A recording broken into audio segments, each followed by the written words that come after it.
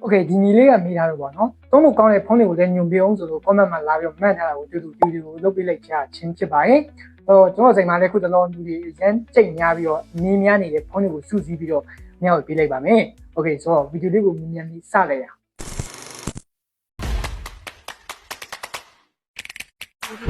်နံပါတ်1လုံးကတော့ Redmi Note 73 Pro 5G ပါဒီကောင်ကိုလူကြိတ်များရတဲ့ကျတော့သူ့ရဲ့ကင်မရာဘိုင်းမှာပါ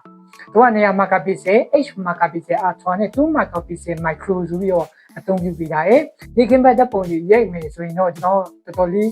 းလာတဲ့ဓာတ်ပုံတွေကိုဖတ်ပေးပါတယ်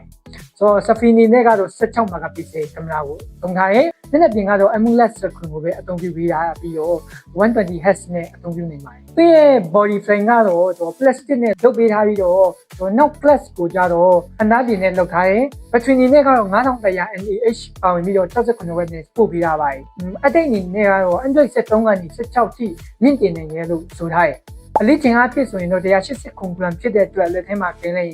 အရင်လေးတဲ့ထဲမှာပါပါဘူးကြည်လေးလေးနဲ့ premium ဖြစ်တဲ့ကန်စားချက်ကိုပေးပါတယ် performance ဘိုင်းအနေနဲ့ကတော့ Snapdragon 7H Gen 2ကိုသုံးထားတယ်ကင်ကြီးကြီးတွေပါဆော့ဖို့အတွက်ကတော့ကျွန်တော်သိပြီးအားမပေးပေမဲ့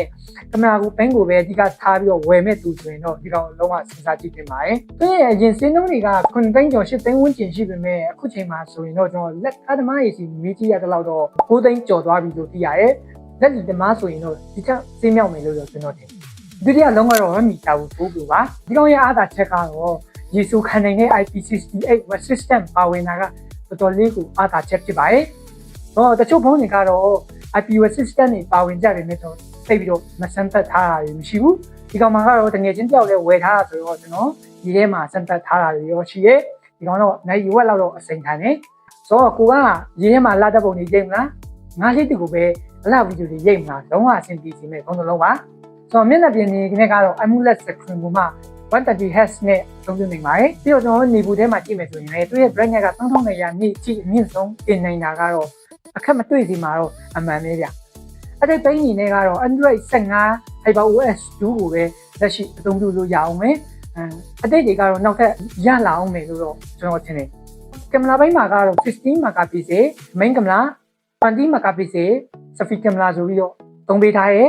ဗီဒီယိုဘိန်းမှာကတော့ 4K 60 frame rate နဲ့ကျွန်တော်ရိုက်ကူးနိုင်ပါတယ် performance ဘိန်းကတော့ Snapdragon HS Gen 4ကိုသုံးထားရဲ့ဂိမ်းလန်းတွေရကြည့်မယ်ဆိုရင်တော့ဂိမ်းဆော့ဖို့အဆင်ပြေပေမဲ့တချို့ user တွေပြောတာကတော့ဂိမ်းဆော့ရင်ရမ်းပူတယ်လို့လည်းပြောကြတာတွေရှိရဲ့ဒါတော့ကျွန်တော်လက်တွေ့မစမ်းသပ်ရပြီးတော့မသိသေးပါဘူးဆိုတော့ဒီဗီဒီယိုကြည့်နေတဲ့မိတ်ဆွေတွေမှာ Redmi Tower Pro ကိုဂိမ်းထားတဲ့သူတွေရှိရင်အောက် comment မှာအဆင်ပြေရလားဆိုတာကိုလည်းတစ်ချက်မှန်ခဲ့ပြီလို့ရမှန်ခဲ့ပြီလား battery အနေနဲ့ကတော့9550 mAh ဖြစ်တာကြောင့်တော့ဖုန်းကိုအမြဲတမ်းအသုံးပြုနေရတဲ့သူတွေတောင်မှဒီကောင်တိတ်ပြီးတော့အားသွင်းစရာမလိုဘဲနဲ့ AACC အသုံးပြုနိုင်ပါတယ်ပြီးတော့သူရဲ့အားသွင်းနှုန်းကလည်း 90W support ပေးထားတာဖြစ်လို့တော်တော်လေးကိုအဆင်ပြေပါတယ်။သမင်းကလည်း10သိန်းအထက်ဖုန်းတွေကိုပဲပြောနေတာ5သိန်းတန်ဘက်ဂျက်ဖုန်းတွေကိုလည်းပြောပြအောင်ဆိုရင်တော့ကျွန်တော်အခုချိန်ကြီးသုံးလို့ကောင်းသေးတဲ့ Redmi Note 9 Pro 5G ကိုလည်းကျွန်တော်ညွှန်ပေးပြစီ။ဒီကောင်ကထွက်ရှိခဲ့တာကြာပြီဆိုပေမဲ့အခုချိန်ကြီးသုံးလို့ကောင်းနေသေးတဲ့ဖုန်းတစ်လုံးထဲမှာပါဝင်ပါတယ်။ဒီထဲမှာသုံးပေးထားတဲ့